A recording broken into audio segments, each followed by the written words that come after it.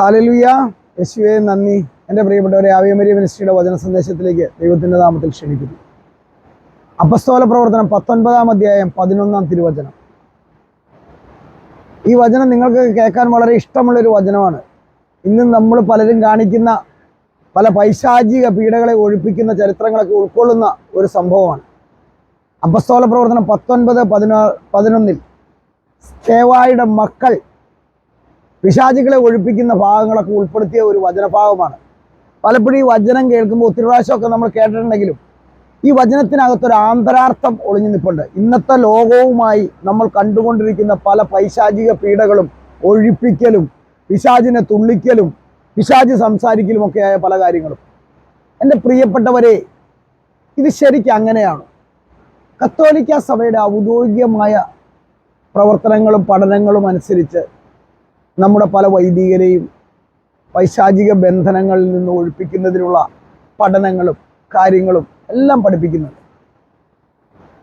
അത് ഔദ്യോഗികമായുള്ള പഠന രീതിയിൽ നിന്ന് പഠിപ്പിക്കുന്നതാണ് ആ ഭാഗങ്ങളെല്ലാം. എന്നാൽ അതിനോടൊപ്പം തന്നെ സഭയുടെ ചൈതന്യവും ശക്തിയും ഉൾക്കൊണ്ടുകൊണ്ട് അത് യഥാർത്ഥമായ രീതിയിൽ പഠിക്കുകയും പഠിപ്പിക്കുകയും ഒക്കെ ചെയ്യുമ്പോൾ, ആത്മാവിൻ്റെ നിയന്ത്രണത്തിലും ആത്മാവിൻ്റെ ശക്തിയിലും അത് ഉൾക്കൊള്ളുമ്പോൾ മാത്രമേ അതിന് പൂർത്തീകരണം കിട്ടുന്നുള്ളൂ. പഠിപ്പിച്ചു എന്ന് പറയുന്നതിനേക്കാളും പഠിച്ചു എന്ന് പറയുന്നതിനേക്കാളും അപ്പുറം ആത്മാവിൽ നിറഞ്ഞുകൊണ്ട് ആത്മാവിൻ്റെ സാന്നിധ്യത്തിൽ അതിൻ്റെ ശക്തി ഉൾക്കൊണ്ടുകൊണ്ട് അത് പ്രവർത്തിക്കുവാനുള്ള കൃപ കിട്ടിയാൽ മാത്രമേ ഇത് പൂർത്തീകരിക്കപ്പെടുന്നുള്ളൂ. എപ്പോഴും അതാണ് എല്ലാവരും അത് ചെയ്യാതെ വരുന്നത്. അതിൻ്റെ ഏറ്റവും വലിയ ഉദാഹരണമാണ് പൗലോസ് ഉപയോഗിച്ച തുണികൾ, ടവലുകൾ, പൗലോസ് സ്പർശിച്ച സാധനങ്ങൾ, ഇതൊക്കെ വെക്കുകയും ഇതൊക്കെ തൊടുകയൊക്കെ ചെയ്യുമ്പോൾ അതിലൂടെ അശുദ്ധാത്മാക്കൾ പുറത്തു പോവുകയും രോഗശാന്തി കിട്ടുകയും ചെയ്തത്. കാരണം പൗലോസിലേക്ക് ദൈവം ആ കൃപയെ നിക്ഷേപിച്ചിരുന്നു. അതൊരു കൃപയാണ്. ഈ കൃപ നമ്മളിൽ നിക്ഷേപിക്കപ്പെട്ടാലേ ഇത് പൂർണ്ണതയിൽ പൂർത്തീകരിക്കാൻ കഴിയുള്ളൂ. ഈ കൃപ നിക്ഷേപിക്കപ്പെടുന്ന വ്യക്തിക്ക് മാത്രമേ ഇതിൻ്റെ സാന്നിധ്യവും സ്പർശനവും ഇതിൻ്റെ ഏറ്റക്കുറച്ചിലും സംസാരങ്ങളും ഒക്കെ തിരിച്ചറിയാൻ കഴിയുള്ളൂ. പിശാച് സംസാരിക്കുമോ? സംസാരിക്കും. അത് എങ്ങനെ സംസാരിക്കും? നമ്മളിപ്പോൾ ഞാനിവിടെ നിന്ന് സംസാരിക്കുന്ന മാതിരി അല്ല അത് സംസാരിക്കുന്നത്. അത് ആത്മാവ് നിറഞ്ഞ മനുഷ്യന് മാത്രമേ ആ സംസാരം തിരിച്ചറിയാൻ കഴിയുള്ളൂ. അത് ആത്മാവിനോടാണ് സംസാരിക്കുന്നത്. കാരണം നമ്മളിലുള്ള പരിശുദ്ധാത്മാവിൻ്റെ സാന്നിധ്യത്തോടാണ് അവൻ യുദ്ധം ചെയ്യുന്നത് എപ്പോഴും. അപ്പോൾ സംസാരിക്കുന്നത് ആത്മാവിനോടാണ്. അത് അരൂപിയിലാണ് സംസാരം വരുന്നത്. ഒരു പൈശാചിക പീഡകൾ ഉള്ള സ്ഥലത്ത് പ്രാർത്ഥിക്കുമ്പോൾ പിശാചിൻ്റെ പ്രേരണകളും സംസാരങ്ങളും ആ ആത്മാവ് നിറഞ്ഞത് ചെയ്യുവാൻ കൃപ കൊടുത്തിരിക്കുന്ന വ്യക്തിക്ക് മനസ്സിലാവും. അവനോടെ അവൻ യുദ്ധം ചെയ്യുള്ളൂ. അത് വേറൊരു വ്യക്തിക്ക് മനസ്സിലാകണമെന്നില്ല. അത് ആത്മാവിൻ്റെ തലത്തിലുള്ള ഒരു സംസാര രീതിയാണ്. അത് ആത്മാവിൻ്റെ തലത്തിൽ കിടന്നു വരണമെങ്കിൽ അതിന് ആത്മാവിൽ നിറഞ്ഞൊരു കൃപ ദൈവത്തിൽ നിന്ന് നിക്ഷേപിക്കപ്പെടണം. അത് നിക്ഷേപിക്കുന്ന മനുഷ്യന് മുൻകൂട്ടി ഇതിനെക്കുറിച്ച് ദൈവം തിരിച്ചറിവ് കൊടുക്കും. കാരണം ഒരു പ്രവൃത്തി ചെയ്യാൻ പോകുമ്പോൾ അവിടെ എന്ത് ചെയ്യണം, എപ്പോൾ ചെയ്യണം, എങ്ങനെ ചെയ്യണം, എപ്പോൾ പോകണം, അതിന് വേണ്ട എന്തെല്ലാം ഒരുക്കങ്ങൾ വേണം, അത് എങ്ങനെ ഒരുങ്ങി പ്രവർത്തിക്കണം, അവിടെ ഏത് ലെവലിലുള്ള പ്രവൃത്തിയായിരിക്കും പൈശാചികമായി നടക്കുന്നത് എന്നെല്ലാം വ്യക്തമായി പറയും. ചുമ്മാ കാലത്ത് എണീറ്റ് ഒരാൾ വിളിച്ചു പറഞ്ഞു, ഇന്ന ബുദ്ധിമുട്ടുണ്ട് അച്ഛ അല്ലെങ്കിൽ ബ്രദറെ, ഞങ്ങളുടെ വീട്ടിലൊന്ന് വന്ന് പ്രാർത്ഥിക്കണമെന്ന് പറഞ്ഞാൽ അപ്പോൾ തന്നെ കൂടും കിടക്കെടുത്തുകൊണ്ട് അങ്ങ് ചെല്ലുവല്ല ചെയ്യണത്. അത് വേണമോ വേണ്ടയോ എന്താണെന്ന് ഈ ആത്മാവ് നിറഞ്ഞ് ഈ കൃപയുള്ള മനുഷ്യന് തിരിച്ചറിവ് കൊടുക്കും. അപ്പം തന്നെ പരിശുദ്ധാത്മാവ്, ഒരു സംശയവും വേണ്ട. പോണമോ വേണ്ടയോ, എപ്പോൾ പോകണം, എന്താണ് അവിടുത്തെ അവസ്ഥ, ഏതാണ് രീതി, എങ്ങനെ ഒരുങ്ങണം, ആ ഒരുക്കം പഠിപ്പിച്ചിട്ട് അങ്ങോട്ട് വിട്ടണേ. കറക്റ്റായി ഈ വിഷൻ ദൈവത്തിൽ നിന്ന് കിട്ടുന്ന ഒരു വ്യക്തിക്ക് ഒരു തട്ടുകേടും ഉണ്ടാകില്ല. അവനെ ഈ ലോകത്തിലെ ഒരു ശക്തിക്കും തൊടാൻ പറ്റില്ല, ആർക്കും അവനെ ഉപദ്രവിപ്പിക്കാനും പറ്റില്ല. ഇത് രണ്ടും ഉറപ്പായ സത്യം. ഈ കൃപ എത്ര കാലം കർത്താവ് ചെയ്യണമെന്ന് അവന് മെസ്സേജ് കൊടുക്കുന്ന അത്രയും കാലം മാത്രമേ അത് ഉപയോഗിക്കാവുള്ളൂ. അത് അവിടെ വെച്ച് നിർത്തണം. കർത്താവ് അത് എത്ര കാലം കൊണ്ടുപോകാൻ നമുക്ക് ആരോഗ്യവും അതിനു വേണ്ട കൃപകളും നമ്മൾ നിക്ഷേപിച്ചിരിക്കുന്നു, ആ സമയം വരെ ആ പ്രവൃത്തി ചെയ്യുക. ആ സമയം കഴിയുമ്പോൾ ദൈവം തന്നെ ആത്മാവിലൂടെ പറയും, ഇത് വേണ്ട, നിർത്തിക്കോളാൻ. അവിടെ നിർത്തുക. അത്ര ഭംഗിയായി ചെയ്യാൻ പറ്റുന്ന ഒരു ശുശ്രൂഷ രീതിയാണ് എൻ്റെ പ്രിയപ്പെട്ടവരെ ഈ ഡെലിവറൻസ് വരവും പൈശാചിക ബന്ധന വരവും എന്നൊക്കെ നമ്മൾ പറയുന്ന കൃപകൾ. ഒരു സംശയം അതിനകത്തുണ്ട്, അതൊരു കൃപയാണ്. ആ കൃപ കിട്ടുന്ന വ്യക്തി കടന്നു ചെല്ലുന്നിടത്ത് ആ വ്യക്തിക്ക് നന്നായി അറിയാൻ പറ്റും ഇവിടെ എന്ത് സംഭവിച്ചിരിക്കുന്നു, ഇവിടെ എന്താണ് കുഴപ്പമെന്ന്. കാരണം തീർച്ചയായും ഈ ശക്തി ഇവനോട് യുദ്ധം ചെയ്യും. ആത്മാവിലുള്ള യുദ്ധമാണ്, ചുമ്മാ യുദ്ധമല്ല. വ്യക്തമായി സംസാരിക്കും, വ്യക്തമായി മറുപടി പറയും. ഇതെല്ലാം സംഭവിക്കും. ഇതെല്ലാം ഈ ചെയ്യുന്ന വ്യക്തിക്ക് അനുഭവപ്പെടും. ആ വ്യക്തിക്ക് അനുഭവപ്പെടുമ്പോഴും അത് അവന്റെ ജീവിതത്തെയോ അവന്റെ ശരീരത്തെയോ ആരോഗ്യത്തെയോ ഒന്നും ബാധിക്കില്ല. അത് താൽക്കാലികമായ ഒരു അവസ്ഥയിലേക്ക് അവനെ കൊണ്ടുപോകാം. പക്ഷെ അതൊന്നും അവനെ യേശില്ല. കാരണം അതിലും ശക്തമായ ഒരു കൃപ അവനിൽ ഇതിനു വേണ്ടി നിക്ഷേപിച്ചിട്ടാണ് അവനെ ഇതിനു വേണ്ടി എടുത്ത് വിനിയോഗിക്കുന്നത്. അങ്ങനെ കൃപ നിക്ഷേപിച്ച ഒരു വ്യക്തിക്ക് എവിടെ വേണമെങ്കിലും കർത്താവ് ആഗ്രഹിക്കുന്നോടത്ത്, ആത്മാവ് സംസാരിക്കുന്നോടത്ത് പറയുന്നത് പോലെ പറയുന്ന രീതിയിൽ അത് ചെയ്യാൻ കഴിയും. അവൻ ഒരു തട്ടുകേടും ഉണ്ടാവില്ല. പക്ഷേ ആ സാധനമില്ലാതെ എന്തേലുമൊക്കെ കാണിച്ചു കൂട്ടി ചെയ്യുന്ന പല പ്രവൃത്തികളും നമ്മുടെ ഇടയിൽ നടപ്പുണ്ട്. അതിന് എങ്ങനെ കിട്ടിയാലും, സഭയുടെ അധികാരത്തിൽ നിന്ന് കിട്ടിയാലും അല്ലാതെ കിട്ടിയാലും, അത് ഭംഗിയായി കൃപയുടെ പുറത്തല്ല ചെയ്യുന്നതെങ്കിൽ നമ്മുടെ മുമ്പിൽ കാണുന്ന പലതും ഗിമ്മിക്കുകളായിരിക്കും. അതൊന്നും യഥാർത്ഥമായ പീഡകളായിരിക്കില്ല. നമ്മൾ യൂട്യൂബിൽ കൂടെ കാണുന്നത് പലതും ഗിമ്മിക്കുകളായിരിക്കും, അതൊന്നും പീഡകളായിരിക്കില്ല. യഥാർത്ഥ പീഡകൾ ഉള്ളിടത്ത് പോയി പെട്ട് കഴിയുമ്പോഴാണ് അതെന്നതാണെന്ന് ശരിക്കും അവന് മനസ്സിലാകുന്നത്. അങ്ങനെയുള്ളിടത്തേക്ക് ഇങ്ങനെയുള്ള കുതന്ത്രം മെനയുന്ന ഒരാളും പോവുകയില്ല. ഒരാളും കൃപയുണ്ടെന്ന് പറയുന്ന പലരും അങ്ങനെ ഒരു കൃപയില്ല എങ്കിൽ, യഥാർത്ഥമാണെന്ന് എന്തെങ്കിലും ഒരു ബോധ്യം കിട്ടിയാൽ വഴിക്കവൻ കയറില്ല, ഒരു സംശയവും വേണ്ട. അത് അവനറിയാം, അത് സംഗതി കളം മാറുമെന്ന്.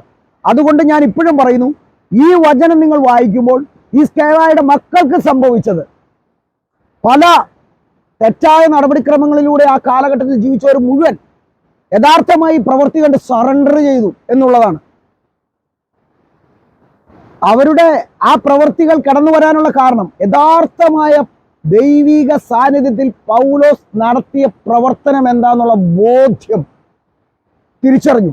ആ വചനത്തിൽ തന്നെ അവസാനം ഒരു വാക്യോടെ പറയുന്നുണ്ട്, ആത്മാവിന്റെ പ്രേരണ അനുസരിച്ചാണ് പൗലോസ് അടുത്ത സ്ഥലത്തേക്ക് യാത്രയായത്. അപ്പോൾ ആത്മാവ് എങ്ങനെ പ്രവർത്തിക്കും, എങ്ങനെ സംസാരിക്കും, എങ്ങനെ അത് നിയന്ത്രിക്കും എന്ന വചനം വ്യക്തമാക്കുന്നുണ്ട്. മനുഷ്യന്റെ ഇഷ്ടത്തിൽ നിന്നോ ആഗ്രഹത്തിൽ നിന്നോ പ്രവണതയിൽ നിന്നോ അല്ല, കർത്താവ് തന്നിരിക്കുന്ന ഈ മഹത്വമായ വരങ്ങളെ മനുഷ്യൻ ഉപയോഗിക്കേണ്ടത്. അവന്റെ തോന്നിവാസത്തിന് ഉപയോഗിക്കുമ്പോഴാണ് എൻ്റെ പ്രിയപ്പെട്ടവരെ പലരും പല സ്ഥലത്തും പോയി പ്രാർത്ഥിക്കുമ്പോൾ കുറേ പ്രശ്നങ്ങൾ പറയും. നിങ്ങളുടെ കുടുംബത്തിൽ അതുണ്ട് ഇതുണ്ട്. ചിലപ്പോൾ അത് വെളിപ്പെടുത്തി കിട്ടുന്നവരുണ്ടാവും, ചിലപ്പോൾ അത് ചെയ്യാനുള്ള കൃപയില്ലാത്തവരുണ്ടാവും. അങ്ങനെയൊക്കെ സംഭവിക്കാം. ചിലപ്പോൾ ചുമ്മാ വെറുതെ മനുഷ്യരിൽ നിന്ന് രക്ഷപ്പെടാൻ വേണ്ടി ഇങ്ങനെ പറയുന്നവരുണ്ടാവും. എൻ്റെ പ്രിയപ്പെട്ട മക്കളെ, ഒരു കാര്യം നമ്മൾ മനസ്സിലാകണം. ഇങ്ങനെ ഒരു വെളിപ്പെടുത്തലിൻ്റെ കൃപ സാധാരണ കിട്ടണമെങ്കിൽ അതിൻ്റെ ഒരു ദൈവിക വശം വെച്ച് ആ കൃപ കൊടുക്കുന്ന വ്യക്തിക്ക് അത് എടുത്ത് മാറ്റാനുള്ള കൃപയും കാണണം. അവനത് ചെയ്യും, ഒരു സംശയവും വേണ്ട. കാരണം പകുതിയും വാലും തലയും കൊടുക്കുന്ന പ്രവൃത്തി ദൈവത്തിന് വളരെ കുറവാണ്, പൂർണ്ണമായിട്ടാണ് കൊടുക്കാറില്ല. ചില വെളിപ്പെടുത്തൽ വരങ്ങൾ കൊടുക്കാം ചിലർക്ക്. പക്ഷേ കൃപയുടെ ഒരു രീതി അനുസരിച്ച് ഇങ്ങനെ ഒരു കൃപ കടന്നു വരുന്ന മനുഷ്യനെ ദൈവം ആ കൃപ ഉപയോഗിക്കാൻ വേണ്ടി ഒരുക്കും. ആ ഒരുക്കം അവന് കിട്ടുന്നില്ലെങ്കിൽ അവൻ അതിനുവേണ്ടി നിന്നു കൊടുക്കുന്നില്ല, അവനെ തന്നെ ദൈവത്തിന് വിട്ടുകൊടുക്കുന്നില്ല. അതിനുവേണ്ടി അവൻ ജീവിതത്തിലെ പലതും ത്യജിക്കാൻ തയ്യാറാകുന്നില്ല. ഇനി ഒരു കാര്യവും കൂടെ ഇത് സൂചിപ്പിച്ചോളുടെ പ്രിയപ്പെട്ടവരെ, ഇങ്ങനെയുള്ള കൃപകൾ നിക്ഷേപിക്കപ്പെടുന്ന മനുഷ്യൻ സാധാരണ രീതിയിൽ ഒരുക്കപ്പെടുന്ന ഒരു മനുഷ്യനായിരിക്കില്ല. അതും കൂടെ ഓർത്തോണം. അവൻ ഈ ലോകത്തിൽ നിന്ന് വേറിട്ട ഒരു തലത്തിലേക്ക് ദൈവം കൊണ്ടുപോകും. എന്ന് പറഞ്ഞാൽ ഈ കൃപയുടെ 70 ഇരട്ടി സഹനത്തിന്റെ വഴികൾ ഇവനെ സ്വയം ഏൽപ്പിക്കും. എന്നാൽ മാത്രമേ ഇത് പൂർത്തീകരിക്കാൻ പറ്റുള്ളൂ. അതാണ് സ്ലീഹന്മാർ പിശാചിനെ ബഹിഷ്കരിക്കാൻ വേണ്ടി കൊണ്ടുവന്ന രോഗിയെ പ്രാർത്ഥിച്ചപ്പോൾ ഒഴിഞ്ഞു പോകാതെ വന്നപ്പോൾ ക്രിസ്തുവിന്റെ അടുത്ത് എന്ന് പറയുന്നത് നിന്റെ ശിഷ്യന്മാർ നോക്കിയിട്ട് നടന്നില്ല എന്ന്. അപ്പൊ കർത്താവ് പറയുന്നുണ്ട്, ശക്തമായ പ്രാർത്ഥനയും ഉപവാസവും ഇല്ലാതെ ഈ ഇവറ്റകളെ പുറത്താക്കാൻ പറ്റൂലെന്ന്. ഹല്ലേലൂയ. ഇത് മനുഷ്യൻ മനസ്സിലാക്കണം. കാരണം ഈ കൃപ വഹിക്കുന്ന വ്യക്തികളെ ദൈവം ഒരുക്കുന്നത് ചില്ലറ ഒരുക്കലൊന്നുമല്ല. മനുഷ്യന്റെ ചിന്തകൾക്കും മനുഷ്യന്റെ സംസാരങ്ങൾക്കും മനുഷ്യന്റെ പ്രവൃത്തികൾക്കും അപ്പുറമായ ഒരു തലത്തിൽ പരിശുദ്ധാത്മാവിന്റെ സന്ദേശങ്ങളിലൂടെ ഈ കൃപകൾ വഹിക്കുന്ന മനുഷ്യനെ ദൈവം ഉടച്ചു വാർക്കും. അവന്റെ ജീവിതം അത്ര സുഖകരമായിരിക്കില്ല.